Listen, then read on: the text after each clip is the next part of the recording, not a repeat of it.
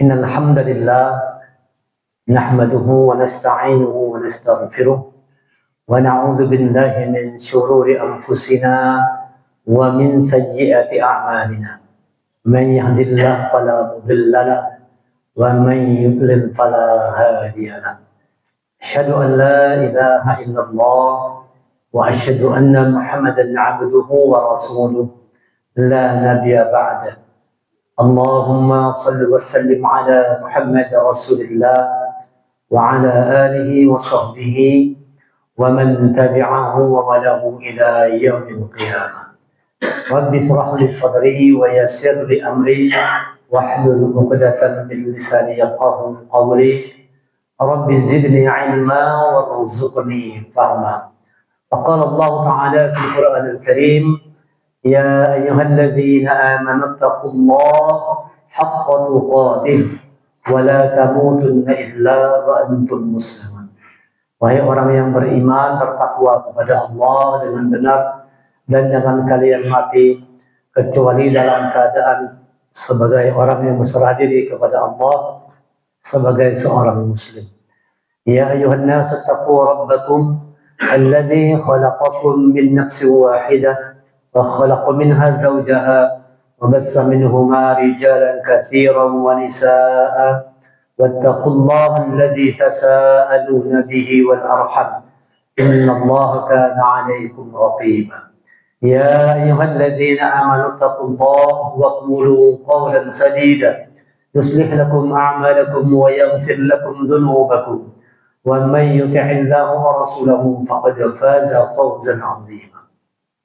Alhamdulillah, puji syukur mari kita haturkan kehadiran Allah Subhanahu wa Ta'ala, karena atas izinnya jualah pada malam hari ini kita bisa bertemu berkumpul dalam keadaan sehat walafiat. Semoga rahmat Allah, taufik dan hidayah tercurah kepada kita semua, termasuk juga keluarga kita, sahabat-sahabat kita semua, umat Nabi Muhammad SAW. Allah limpahkan rahmat, taufik dan hidayahnya. Salawat dan salam semoga senantiasa tercurah kehadiran Nabi Muhammad SAW beserta kerabat, sahabat dan pengikut setia beliau hingga akhir zaman. Bapak-bapak, ibu-ibu, jemaah Masjid Al-Azhar, hadir Allah. Pertama ulun minta maaf terlambat datang karena tadi habis asar ulun masih ngisi pengajian di Banjar. Kalau jadi ibu-ibu tadi, jadi rasanya kasihan juga kalau ditinggal kan. Sementara untuk mencari penggantinya itu agak susah juga karena mepet. Ulun baru dihabari malam lah. Ustaz Fitri malam tadi juga menghabari hari ini jadwal pian esoknya. Wah, jadwal ini ulun harus ngisi kajian 2 di Banjar hari Sabtu tadi. Tapi alhamdulillah sana tadi sampai jam 5 lah. Jam 5 lewat 5 menit mungkin jemput kawan jalan. Alhamdulillah.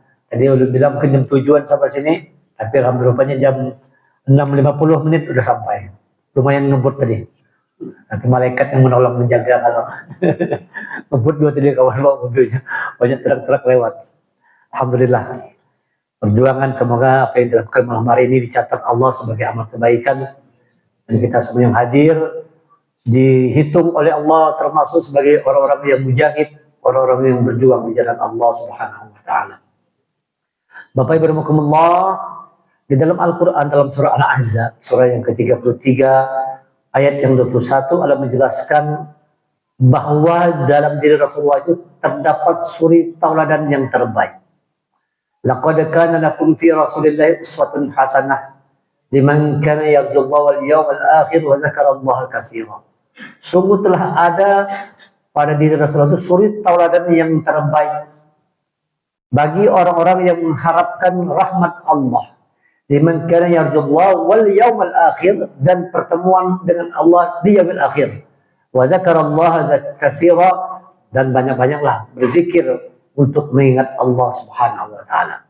Pada ayat ini Allah jelaskan bahwa orang yang berharap rahmat Allah, orang yang berharap pertemuan dengan Allah di yaumil akhir, maka dia mesti menjadikan Rasulullah itu suri tauladan dalam kehidupan. Contoh terbaik dalam kehidupan, ikutan terbaik, uswatun hasanah. Dalam segala hal apapun, sebagai suami contoh terbaiknya Rasulullah. Sebagai orang tua, sebagai ayah, contoh terbaiknya ada pada Rasulullah. Sebagai seorang pemimpin, contoh terbaiknya ada pada Rasulullah. Sebagai seorang sahabat, contoh terbaiknya ada pada Rasulullah. Sebagai apapun, contoh terbaiknya ada pada Nabi Muhammad sallallahu alaihi wasallam. Maka Allah menjanjikan siapa orang yang mengikuti Nabi Muhammad sallallahu alaihi wasallam, dia pasti diberikan kesuksesan dalam hidupnya, dunia sampai ke akhirat. Ada orang yang terlihat sukses dunia tapi gagal di akhirat. Gagal di akhirat. Nah, ini Allah janjikan, Rasul menjanjikan siapa yang mengikuti Rasulullah diberikan kepadanya kebahagiaan dunia dan akhirat. Diberikan kepadanya keberhasilan, diberikan kepadanya kesuksesan apabila kita menjadikan Rasul itu sebagai contoh terbaik dalam kehidupan, teladan terbaik dalam kehidupan.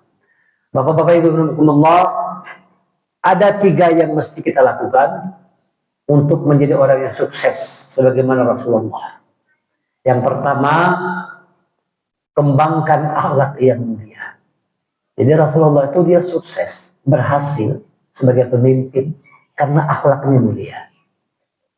Sebagai suami sukses membimbing istrinya karena akhlaknya mulia. Sebagai orang tua sukses karena akhlaknya mulia. Jadi kalau kita mau sukses dalam hidup ini, jadikan kita ini orang yang berakhlak yang mulia. Itu nomor 1. Kalau tidak punya akhlak yang mulia, pasti gagal. Pemimpin kita saat ini banyak gagal karena tidak punya akhlak mulia. Kapan hari berita tangkap terus koruptor, luar biasa. Sampai bingung presidennya. Presiden bingung, apalagi kita masyarakat bingung juga. Sampai bingung kita. Ternyata korupsi ini luar biasa, tersistematik dengan begitu kuat, begitu hebat, luar biasa. Jaringan-jaringan mafia-mafia, dari mafia tambang, mafia minyak, macam-macam. Yang membuat negara kita yang kaya raya ini miskin, padahal kaya raya. Kenikmatan dunia itu di Indonesia ini lengkap semua ada. Kaya raya, tetapi kekayaan itu hanya dinikmati segelintir orang aja. Orang bilang 9 naga ya. 9 orang aja. 9 haji ya. 9 naga anak ganjil 9 haji ya. 9 orang aja. Luar biasa. Kata Mahfud MD, kalau dikelola dengan baik, dari tambang aja, dari hasil tambang, itu orang Indonesia tidak perlu kerja, sebulan dapat 20 juta. Kalau perlu begawi, makan guring aja di rumah. Kalau jujur Pak, kalau pemerintahnya ini akhlaknya baik, akhlaknya mulia, sejahtera. Tapi kalau pemerintah tidak punya akhlak mulia, dia gagal sebagai pemimpin. Maka kata Rasulullah, utama itu adalah akhlak. Aku ini diutus, kata Rasulullah, innama bu'ithu liutammima makarimal akhlak.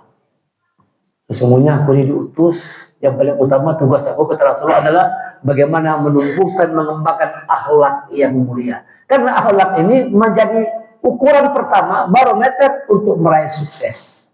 Akhlak yang mulia. Kata Rasulullah, nanti timbangan yang paling berat di akhirat adalah akhlak yang mulia. Ya Rasulullah, ada seorang ibu tetangga, hebat sholatnya, baca Quran setiap hari, sholat malam tidak pernah tinggal. Tapi dia mulutnya kasar, menyakiti tetangganya. Di mana tempatnya Rasulullah? Kata Rasulullah, ibu itu tempatnya dalam neraka. Padahal rajin sholat, rajin ngaji, rajin tahajud, puasa Senin Kemis, puasa rajin, semuanya luar biasa, ibadahnya hebat. Tapi mulutnya menyakiti hati tetangganya. Kata Rasulullah, tempatnya di neraka. Ya Rasulullah, ada seorang ibu biasa-biasa aja, sholatnya biasa-biasa aja, sholat wajib aja, baca Quran pun dia sederhana aja, tidak hebat. Sholat malam pun begitu, kadang kerja sholat malam, kadang tidak digawi. Sholat sunnah pun demikian, tidak istiqomah, ibadahnya standar, ibadahnya biasa-biasa saja. Tapi mulutnya tidak pernah menyakiti hati tetangganya. Di mana tempatnya Rasulullah? Itu orang tempatnya di dalam surga. Sebentar lagi kata Rasulullah akan lewat ahli surga. Tidak lama lewat seorang Ansor di depan para sahabat semua. Besok lagi sama, kata Rasulullah, sebentar lagi akan lewat seorang ahli surga. Lewat lagi orang Ansor tadi. Sampai 3 hari berturut-turut. Sebentar lagi kata Rasul akan lewat seorang ahli surga. Lewat lagi orang Ansor tadi. Jadi sahabat penasaran. Sahabat penasaran pengen tahu kenapa sampai sahabat Ansor ini dikatakan Rasulullah sebagai ahli surga. Bagaimana amalnya? Lalu dia tidur di rumah itu, pengen tahu gimana amalnya, minta izin. Boleh nggak ke sahabat, kalau ke salah itu Abdullah bin Umar ya. Bagaimana akhlaknya nih? Pengen tahu dia, boleh nggak izin numpang tidur di rumah? Kata orang Ansor itu, silakan boleh. Waktu malam-malam diperhatikan sahabat Rasulullah nih, biasa-biasa aja orang nih. Tahajud gak ada juga tahajud. Guring aja orangnya. Ada tahajud gak ada. Kalau pun hebat tahajud gak ada ternyata. Biar sahabat masih mendingan aku lagi nih. Ketimbang orang ini. Tahajud gak ada. Dilihatnya mengaji gak ada juga. Pas subuh-subuh bangunnya. Kalau subuh dia. Ibadahnya biasa-biasa aja. Dilihat siang-siang harinya. Ada kepuasa sunnah. Gak ada juga. Biasa aja standar. Mengajinya pun begitu juga. Tapi mengapa orangnya dikatakan Rasul sebagai seorang ahli surga? Setelah ditanya, apa yang membuat engkau ini ketelah sampai Rasul mengatakan engkau ahli surga? Amal ibadah apa yang kau lakukan? Ya biasa-biasa aja, sama aja kesampian. Kesampian lebih baik. Cuman aku tidak pernah menyimpan rasa dendam dengan orang lain. Aku tak pernah menyimpan rasa benci sama orang. Aku tidak punya rasa dengki sama orang. Tidak ada rasa hasut. Lihat itu. Itu kan akhlak semua itu. Tidak ada dendam, tidak punya benci, tidak ada dengki sama orang. Itu yang membuat dia menjadi seorang ahli surga. Maka Quran mengatakan, وَنَزَعْنَا فِي سُدُورِهِمْ مِنْ غِلٍّ. Orang-orang dalam surga itu dicabut rasa ghillinnya, rasa dendam, rasa dengki, rasa benci. Itu dicabut dari hati orang-orang yang dimasukkan ke dalam surga. Artinya kalau hati kita ini masih menyimpan dendam, benci, dengki dari hati sama orang lain, sulit masuk surga. Walaupun sudah sholat hebat. Walaupun sudah hebat ngaji, tapi kalau hati kita masih kotor, sulit untuk masuk surga. Akhlak itu adalah urusan hati kita. Akhlak itu urusan hati. Maka Rasulullah itu sebenarnya hadir ke bumi untuk menata hati manusia. Karena kalau sudah manusia hatinya baik, pasti akhlaknya baik. Wa innaka la'ala khuluqin 'azim. Dan sesungguhnya engkau Muhammad memiliki budi pekerti yang agung, budi pekerti yang luhur. Dalam surah 68 Al-Qalam ayat 4 Allah menerangkan bagaimana akhlak Rasulullah. Disebutkan punya budi pekerti yang agung yang luhur. Nah ini kunci utama. Akhlak kita harus baik. Bagaimana contoh akhlak dalam Quran? Salah satu contohnya kita ambil misalnya surah Ali Imran ayat 159. A'udzubillahi minasyaitonir rajim. Fabima rahmatin minallahi linta lahum walau kunta ghazzan ghalizan qalbi lam faddu min hawlik. Fabima rahmatin minallah linta lahum. Maka dengan rahmat Allah, atas rahmat Allah, maka engkau Muhammad linta lahum, bersikap lemah lembut. Rasulullah itu lemah lembut, Pak. Ini akhlak Rasulullah, lemah lembut. Walau kunta ghazzan ghalizan qalbi lam faddu min hawlik. Kalau keras, hatimu kasar, orang lari. Lari orang. Lemah lembut. Laki itu nah kalau kasar, lari bini dari rumah kaburnya. Dimamai laki terus ya. Sama juga suami baru beli rumah dimamai ibu, belum apa-apa, sampai dapat lawang. Dari mana? Kalau balik malam. Dari mana? Sama siapa? Suami uyuh tambah uyuh jadinya. Harusnya disambut. Silakan masuk abahnya. Hendak minum apa pian? Hendak makan apa? Uyuh kah? Pijit kah? Nah kayak gitu harusnya. Lemah lembut lintalahum. Ini kada baru menemukan suami bermamai langsung. Dari mana? Lalu suami tidak betah di rumah. Walau kunta ghazzan ghalizan qalbi lam faddu min hawlik. Kalau kekeras hatimu kasar, orang lari darimu. Rasulullah itu mencontohkan lemah lembut. Atas berkat rahmat Allah, maka karena rahmat Allah, engkau Muhammad berlaku lemah lembut. Fabima rahmatin minallah lintalah. Itu bawa satu pesan, Pak. Tanda orang dapat rahmat Allah itu lemah lembut. Itu tandanya. Itu dibalik terjemahan ayat itu. Fabima rahmatin minallah, maka karena rahmat Allah lintalahum, maka engkau lemah lembut. Artinya orang yang dapat rahmat Allah itu terlihat apa tandanya? Orangnya lemah lembut. Lemah lembut orangnya. Maka kita mulai hari ini coba ikuti Rasulullah, lemah lembut, lawan anak, lawan istri, lemah lembut, terutama dengan keluarga, terutama tuh khairukum li ahli wa ana khairukum li ahli. Orang yang terbaik di antara kalian adalah orang yang paling baik dengan keluarganya, dan aku, kata Rasulullah, adalah orang yang paling baik lawan keluarga. Kadang-kadang kita terbalik, lawan orang baik benar, lawan anak bini kasar, lawan anak bini ngalih benar, lawan orang dermawan benar, dermawan sama orang, lawan anak bini engken benar. Ayo kita ke warung makan aja, ayo warung bayar aja, wah dibayar dimakan. Tiba-tiba kawan tadi minum tumpah tehnya, kada marah kada bapak pesan lagi. Wah, coba kalau ngajak bini makan warung tumpah air es, mana mata? Mamai langsung. Dengan orang lemah lembut, tapi dengan keluarga keras. Nah, ini tidak contoh Rasulullah. Rasulullah itu dia baik terutama dengan keluarga. Sebelum baik dengan orang lain, Rasul berbuat baik dengan anak keluarganya, anaknya, istrinya, keluarganya. Baik luar biasa Rasulullah. Lintalahum. Karena lemah lembut itulah dakwah Rasul itu berhasil. Lemah lembut. Kalau keras, kasar, maka orang akan lari darimu. Ini salah satu contoh akhlak Rasulullah, lemah lembut. Kalau pemimpin lemah lembut, senang enggak kita, Pak? Gimana, Pak? Kalau bapak-bapak polisi, misalnya di sini ada bapak polisi. Kalau polisi lemah lembut, nyaman enggak ada? Woi, tetap kita kena pakai helm. Pak, tolong ya, besok pakai helm. Hari ini saya maafkan, tapi kalau besok bapak tidak pakai helm, bapak saya tilang. Bagaimana, Pak? Setuju?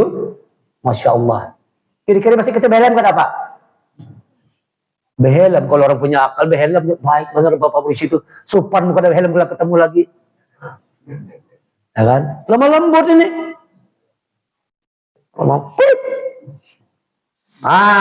Ini susahnya. Kalau belum apa-apa sudah dulu, ini susahnya. Ini Pak, lemah lembut ini harus ada dalam jiwa kita semua untuk berhasil dalam kehidupan itu. Jadilah orang yang lemah lembut sebagai suami, sebagai ayah, sebagai teman, sebagai sahabat, sebagai pemimpin, memiliki sikap seperti Rasulullah itu. Lintalahum lemah lembut. Lemah lembut.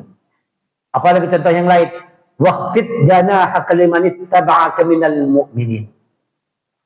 Rendahkan dirimu wahai Muhammad di hadapan orang-orang beriman yang mengikutimu. Akhlak Rasulullah itu Pak, orangnya rendah hati. Waqfid janahaka liman ittaba'aka minal mu'minin. Rendahkan dirimu Muhammad, rendahkan hatimu Muhammad di hadapan orang-orang beriman yang mengikutimu. Rasulullah orang rendah hati. Ada dia sombong sedikit pun tidak punya rasa sombong. Maka dicintai, disayangi oleh umatnya. Kenapa? Orangnya lemah lembut, orangnya penyayang, orangnya rendah hati, orangnya dermawan, akhlaknya mulia. Itu kunci berhasilnya dakwah Rasulullah. Berhasil Rasulullah memimpin Islam, berhasil Rasul memimpin keluarganya karena dia punya akhlak yang mulia. Ini nomor satu. Nomor dua, Bapak Ibu sekalian, apa yang mesti kita kembangkan supaya menjadi orang yang berhasil dalam kehidupan. Rasul mencontohkan bangun kedekatan dengan Allah. Nomor dua Pak, kalau mau berhasil bangun kedekatan dengan Allah. Bangun kedekatan, hubungan yang semakin dekat, hubungan yang semakin harmonis dengan Allah. Jangan jauh, jangan jauh dari Allah. Kalau kita dekat, pasti bahagia. Kalau kita dekat dengan Allah, Bapak Ibu sekalian, yang kita minta itu dikabulkan oleh Allah. Allah menjanjikan, wa idza sa'alaka 'ibadi 'anni fa inni qarib. Ujibu da'watad da'i idza da'an, falyastajibu li wal yu'minu bi la'allahum yarshudun. Dan apabila ada hamba-hambaku bertanya tentang aku kepadamu wahai Muhammad, fa inni qarib, katakan aku dekat. Ujibu da'watad da'i idza da'an. Maka kalau orang dekat denganku, kata Allah, kalau dia berdoa, dia meminta, aku ijabah permintaannya. Aku kabulkan apa yang dia inginkan, tapi dekat dulu ke Allah. Maka permintaan dikabulkan. Kenapa kita kalau berdoa enggak dikabulkan? Mungkin kita masih jauh dari Allah. Belum dekat lagi dengan Sang Pencipta. belum dekat lagi dengan sang pengabul semua doa-doa permintaan, maka tidak dikabulkan. Allah menjanjikan, siapa yang dekat dengan Allah, ujibu da'watad da'i idza da'an. Kalau dia berdoa, kabulkan permintaannya.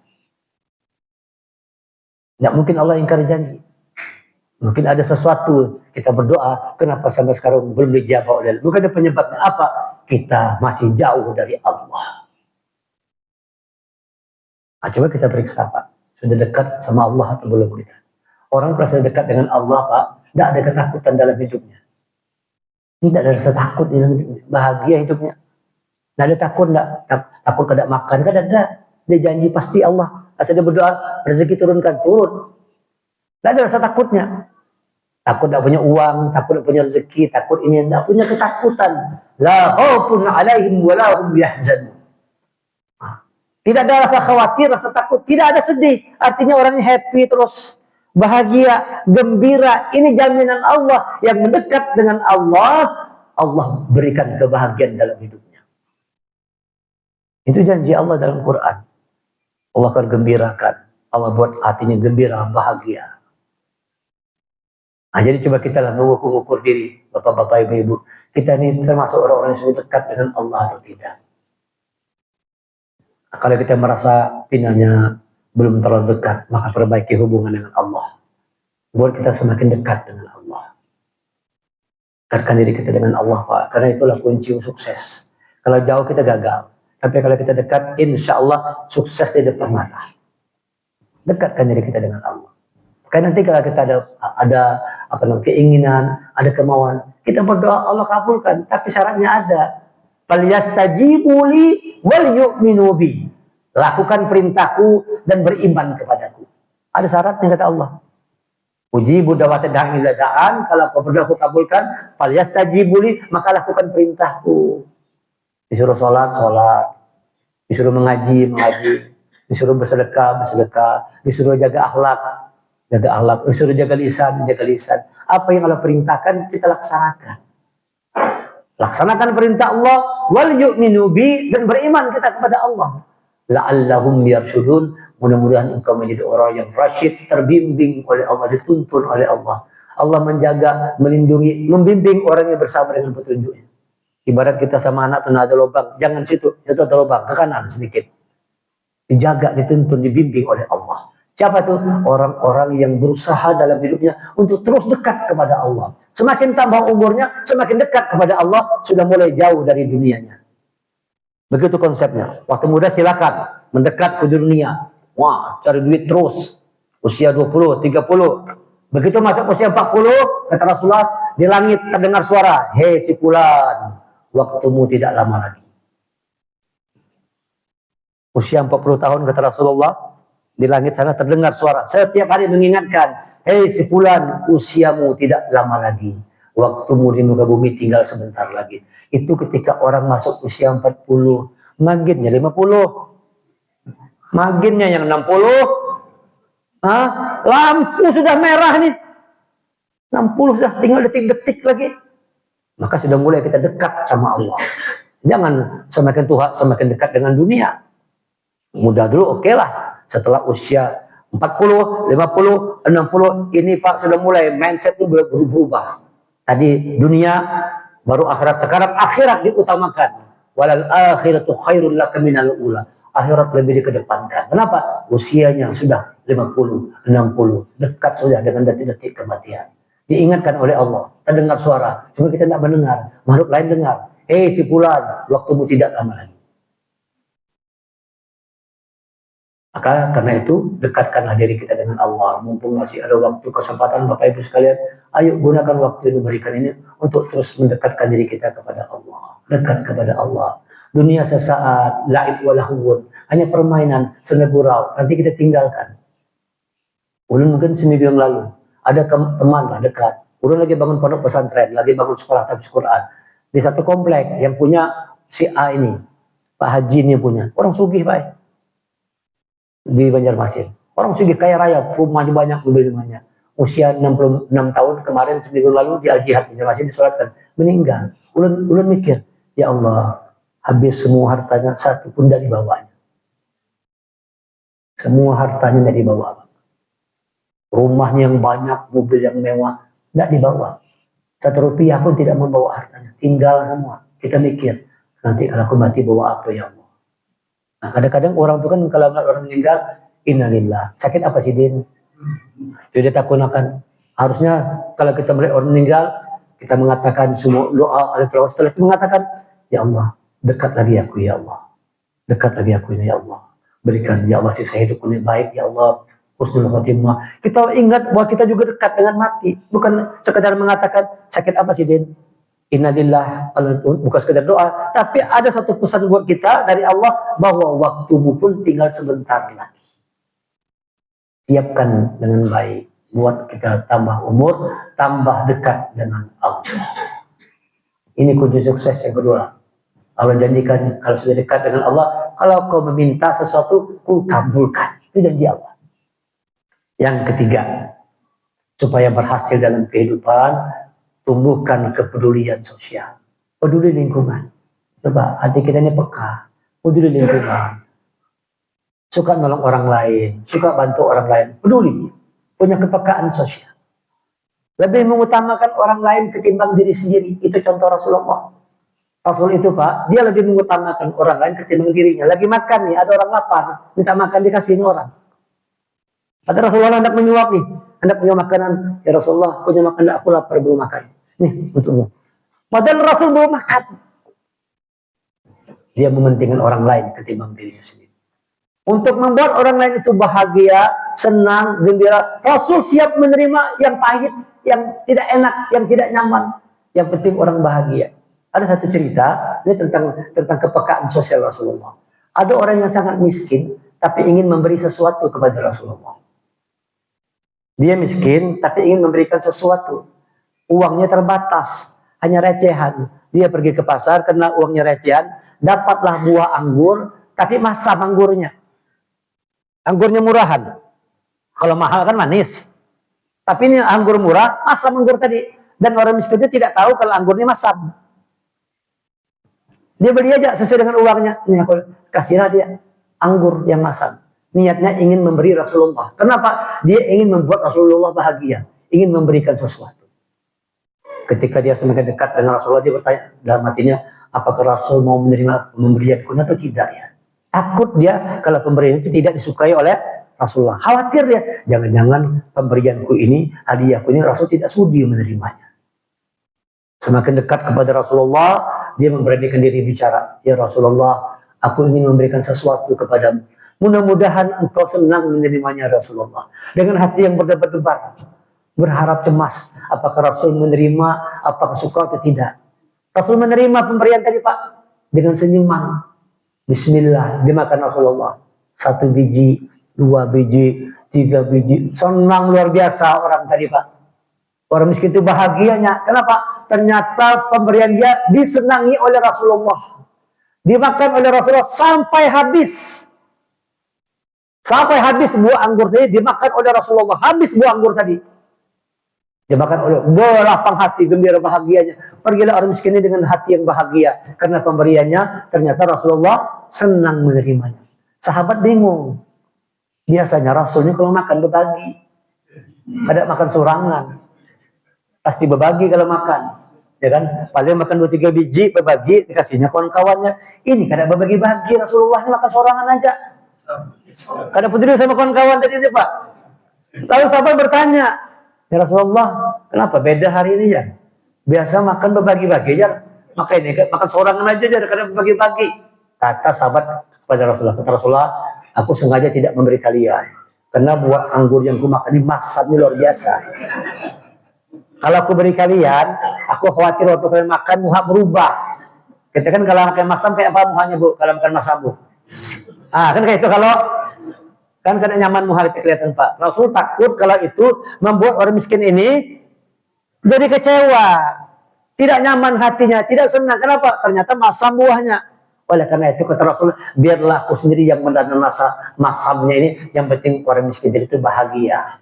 Itulah Rasulullah. Siap menerima yang pahit asal orang lain bahagia. Beda dengan sekarang. Biar aja orang susah, menderita, melarat, yang penting aku nyaman, aku senang. Orang susah, menderita, melarat, jamnya 12 miliar. Ah, Pak, dalam hati ulun 12 miliar jam dijual, kasih ke ulun, tuntung pesantren ulun. Sekolah tahfiz ulun tuntung di Banjarmasin sana. 12 miliar. Ibu-ibu pakai tas, Hermes, apa segala macam, miliaran harganya. Apakah begitu contoh Rasulullah? Tidak ada. Rasul bersahaja, tidak mencontohkan hidup yang glamor. Walaupun Rasulullah bisa kalau mau, tapi Rasul tidak, tetap dalam kesederhanaannya.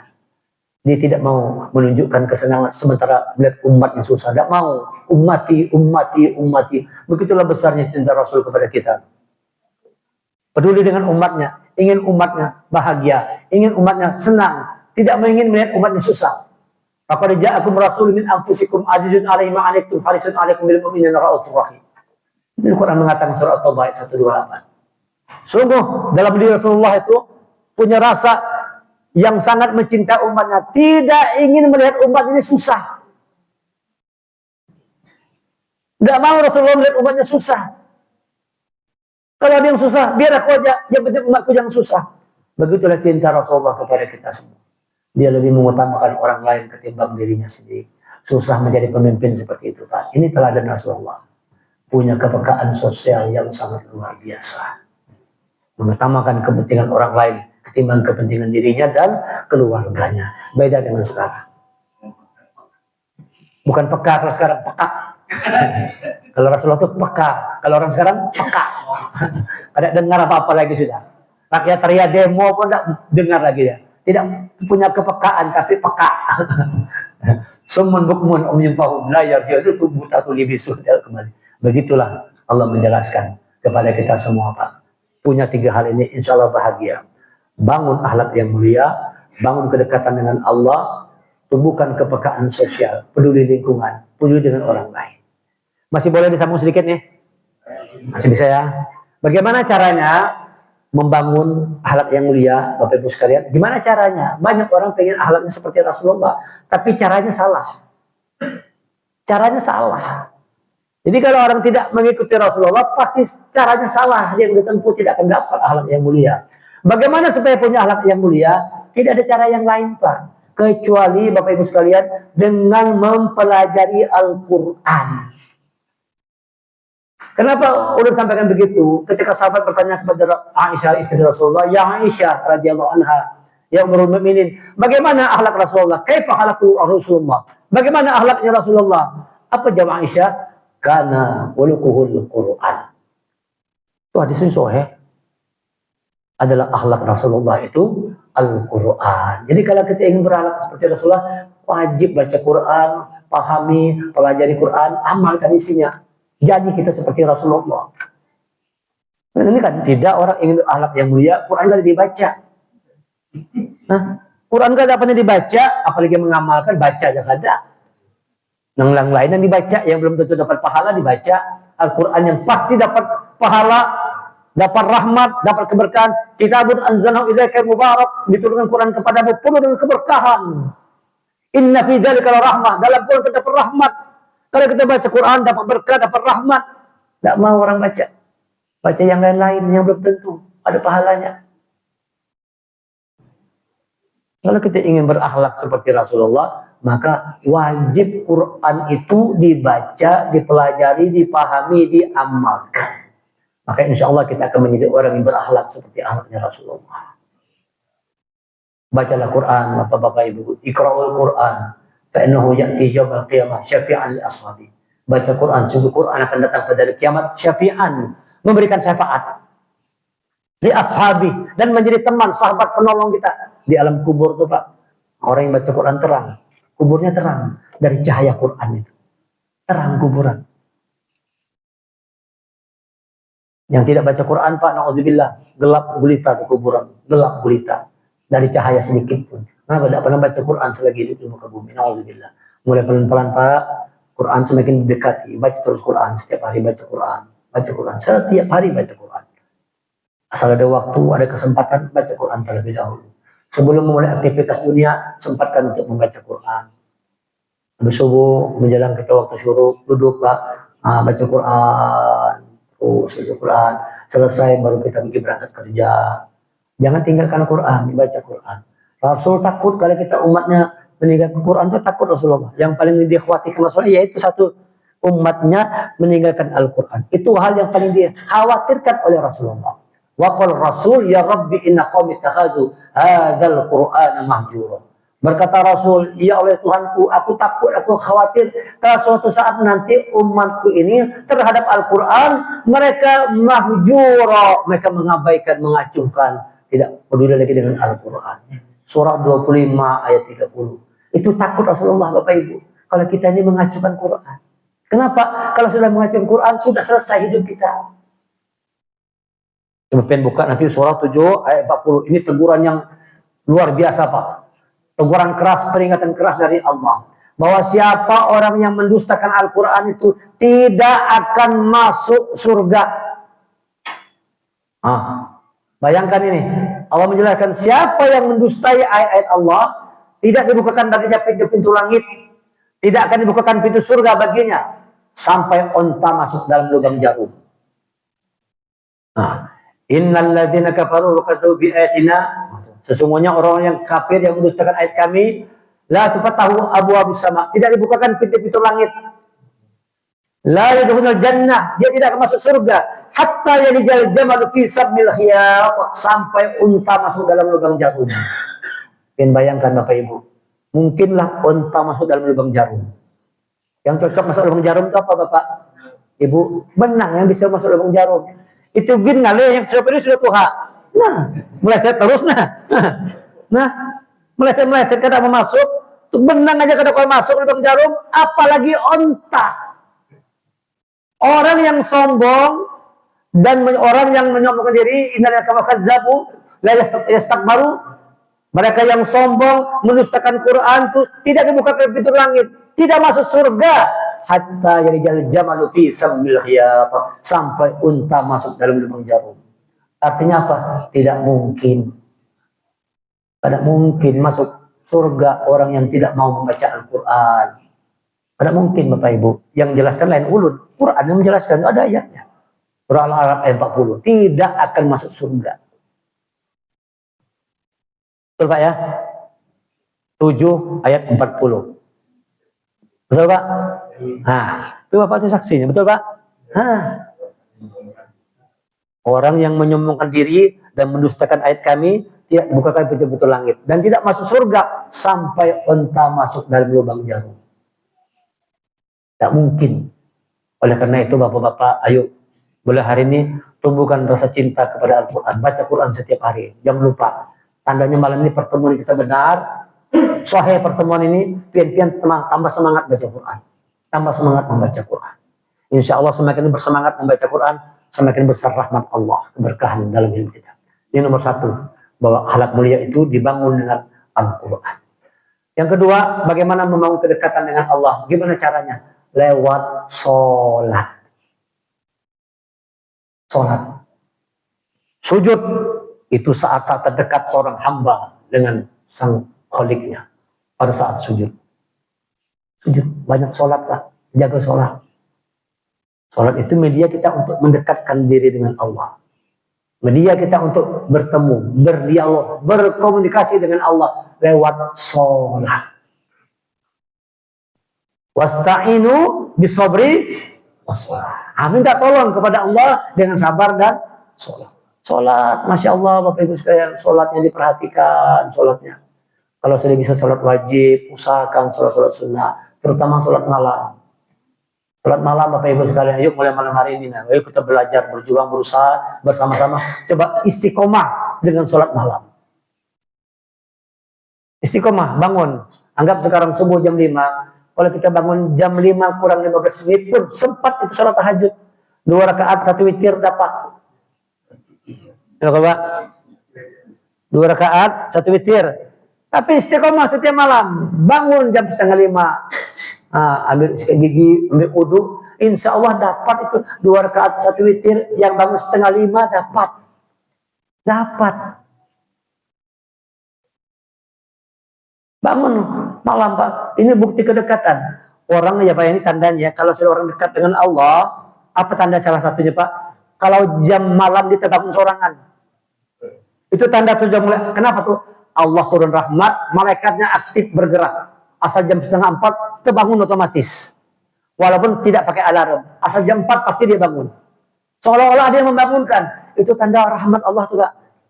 Itu tanda sudah mulai turun rahmat Allah. Kalau kita sudah terbiasa, asal tengah malam terbangun tanpa dia membangunkan. Jam 3 terbangun, jam 3:30 terbangun. Paling lambat jam 4 sudah bangun kita. Sempat kita mandi, sholat malam, baca Quran, baru subuh. Rahmat dari Allah, itu tandanya Pak, orang itu dirahmati Allah. Allah bangunkan dia. Kenapa? Dia sebelum itu berdoa. Ya Allah bangunkan aku jam 3, aku mau sholat tahajud, ya Allah aku mau mengaji. Allah bangunkan. Allah bangunkan, Pak. Tapi kalau tidak ada, Pak, doa kita, Allah jauh dengan kita masih. Pakai alarm pun kada bangun juga. Nenek. Kada bangunnya, kalaupun dia bangun mematikan alarm tadi. Bangunnya matikannya boring pula. Nah, lihatnya, ini dia tahu nih alarm jam 4, masih 1 jam lagi. Matikan, boring dulu setengah jam. Begitu terbangun, Allah Akbar, subuh, lewat tahajud. Kalau sahabat, Bapak Ibu sekalian, tidak tahajud itu menangis. Sahabat kalau tidak bangun malam, tidak tahajud, menangis, menyesal. Itu iman namanya. Menyesal, menangis. Ya Allah, terlewat aku malam tidak tahajud, ya Allah. Merasa dia menyesal, kehilangan sesuatu yang berharga yang sangat luar biasa. Sedihnya luar biasa. Karena tidak bangun malam aja. Nah, kalau kita kayak apa?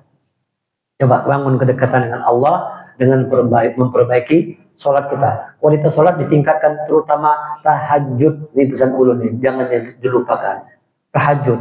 Karena itu media Allah untuk cepat doa dikabulkan, untuk naik kualitas kita, untuk mendapatkan pertolongan. Wa minal laili fatahajjad bihi nafilatan lak asa ayyab'asaka rabbuka maqaman mahmuda. Nanti Allah tempatkan kita di tempat yang mulia, maqaman mahmuda. Bangun malam. Wa qur rabbi adkhilni mudkhala sidqi wa akhrijni mukhraja sidqi waj'alni min ladunka sultanan nasira. Dapat sultan, kekuatan, nasira, pertolongan Allah. Allah berikan kekuatan, Allah berikan pertolongan kepada siapa? Orang yang istiqomah dengan sholat malam. Muhammad Al-Fatih, penakluk Konstantinopel, itu sejak kecil, usia 7 tahun, sudah sholat malam, sabar malam. Tidak pernah tinggal sholat malam. Dan kayak gini nah sholat malam. Ini adiknya umur berapa tahun nih? Berapa tahun umurnya? Hah? Bayangkan, umur 7 tahun. Muhammad Al-Fatih, 7 tahun, usia SD kelas 1, kelas 2, sudah sholat tahajud. Umur 7 tahun, Pak. Sholat tahajud tidak pernah tinggal sampai dia meninggal. Dari umur 7 tahun terjaga sholat malamnya. Ini sudah 50 tahun, 60 tahun, tidak pernah sholat malam. Goreng aja, sudah pada mati, goreng aja terus. Tarik aja sudah. Bangun malam. Bangun malam, bapak-bapak. Ayo bapak-bapak, bangun malam. Allah cinta dengan orang yang suka bangun malam. Bangun malam. Mulai malam hari ini bangunlah lebih awal. Bangunlah jam 4. Kalau bisa jam 4 sudah bangun, sholat tahajud. Dekatkan diri dengan Allah, sholat tahajud. Ayo Pak, janji Allah itu pasti benar. Semuanya dikasih Allah kemuliaan kalau orang yang menjaga sholat malamnya. Yang ketiga, bagaimana membangun kepekaan sosial, suka menolong orang lain. Bantu orang. Zakat, infak, sedekah, nolong orang lain. Bantu orang lain. Bantu orang lain. Yang kaya, bantu yang miskin. Yang kuat, bantu yang lemah. Bantu orang, tolong orang. Gunakan sebagian harta kita untuk jalan Allah. Sebagiannya kita ambil untuk keluarga, untuk kita. Silakan nikmati kesenangan dunia, tidak masalah. Tapi sisihkan sebagiannya untuk jalan Allah. Sisihkan sebagian. Nah, ulun mengajak pian untuk menyisihkan sebagian jalan Allah. Ulun lagi membangun sekolah tafsir Quran, sekarang lagi persiapan ngecor dak lantai 2. Perlu dana 107 juta. 900 sak semen, perlu pasir, perlu batu split. Ayo yang mau membantu 1.000, 2.000, 10.000, 50.000 silahkan. Transfernya kemana? Ke BSI atas nama pembangunan gedung sekolah TCA. Nomor rekeningnya 130 114 6236. Sudah tahu kan? Sudah tahu, tinggal transfer aja berarti. 130 114 6236. Satu Al-Quran itu 30 juz, 114 surah, 6.236 ayat. Itu nomor rekeningnya. Itu nomor rekeningnya Pak. Mudah diingat. 130 114 6236. Satu Al-Quran 30 juz, 114 surah, 6.236 ayat. Ayo, sebagian harta kita sisihkan untuk jalan Allah. ambil kesempatan, ambil bagian. Bayangkan kalau pian membantu, nanti anak-anak menghafal Quran, mengalir pahalanya kepada pian semua, amal jariah, Masya Allah, berkah luar biasa. Jangan takut hilang, jangan takut rugi, Allah pasti membalas dengan berlimpah ganda. Kalau pian tidak mau, pian rugi. Kenapa? Orang lain ini membantu. Orang yang mengambil kesempatan. Jangan hilangkan kesempatan ketika ada di depan mata kita. Wah, ini kesempatan untuk melakukan amal jariah. Ayo, ulun mengajak pian semua ikut ambil bagian dalam usaha perjuangan menegakkan agama Allah. Karena kami Pak bekerja dengan waktu ini. Tapi Alhamdulillah dari nol sampai sudah sekarang lebih kurang 50% pembangunannya.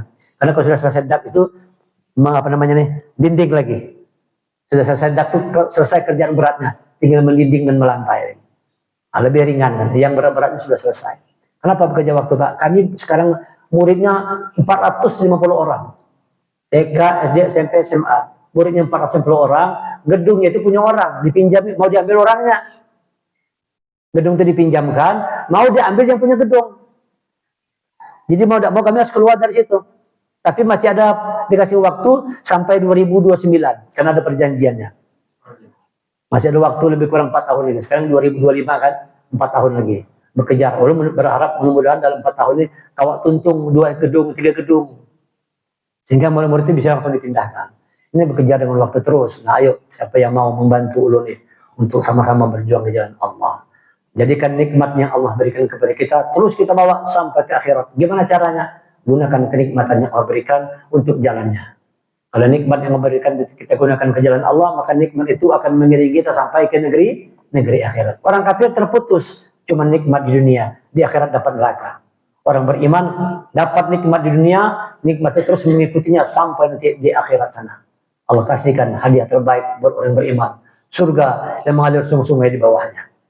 Mudah-mudahan apa yang disampaikan ini bisa mengetuk hati kita, menumbuhkan kesadaran, bangun 3 hal. Ini yang paling penting. Soal tadi itu yang bangunan tadi itu nomor sekian. Yang penting 3 ini. Bangun akhlak yang mulia, bangun kedekatan dengan Allah, peduli sosial. Bangun akhlak dengan Al-Quran, bangun kedekatan dengan sholat, terutama sholat malam, usahakan jangan tinggal. Yang ketiga, kepekaan sosial dengan zakat, infak, sedekah. Janji Allah surah 35 ayat 29. Fathir. Yang mengamalkan 3 hal ini, yang selalu membaca Quran, menegakkan sholat, berinfak, lapang sempit, janji Allah hidupnya tidak pernah rugi. Beruntung terus dunia dan akhirat. Ini janji Allah nih. Innal ladzina yatluna kitaballah wa aqamus shalah wa anfaqu mimma razaqnahum sirran wa alaniyah yarjuna tijaratan lan tabur. Sesungguhnya orang-orang selalu membaca Quran, menegakkan salat, berinfak baik terang-terangan atau sembunyi-sembunyi, lapang atau sempit, yarjuna tijarah lan tabur. Mereka itu orang-orang yang mengharapkan perniagaan lan tabur yang tidak pernah rugi. Allah menjanjikan, Pak. Baca Quran, tegakkan sholat, suka menolong, tidak pernah rugi hidup kita dunia dan akhirat. Dan ini memang betul, benar. Ulun secara pribadi sudah membuktikannya benar janji Allah. Tidak pernah rugi kita, Pak. Kalau kita mengerjakan 3 hal ini, yang paling utama baca Quran, amalkan, tegakkan sholat, suka menolong orang, bahagia hidup kita dunia dan akhirat. Mudah-mudahan dapat diamalkan, mudah-mudahan kita semua diberi Allah kekuatan, pertolongan, dan nanti di akhirat mendapatkan syafaat dari Rasulullah. Bagaimana caranya? Ikuti contoh teladan kita yang terbaik, Nabi Muhammad SAW, dan contoh terbaik itu sekarang adalah Al-Quran. Itu adalah diri Rasulullah SAW. Jadi kalau kita ingin punya akhlak yang mulia, ayo jangan pernah tinggalkan Al-Quran. Tegakkan sholat, suka menolong. Subhanaka wa bihamdika asyhadu an la ilaha illa anta astaghfiruka wa atubu ilaik. Assalamualaikum warahmatullahi wabarakatuh.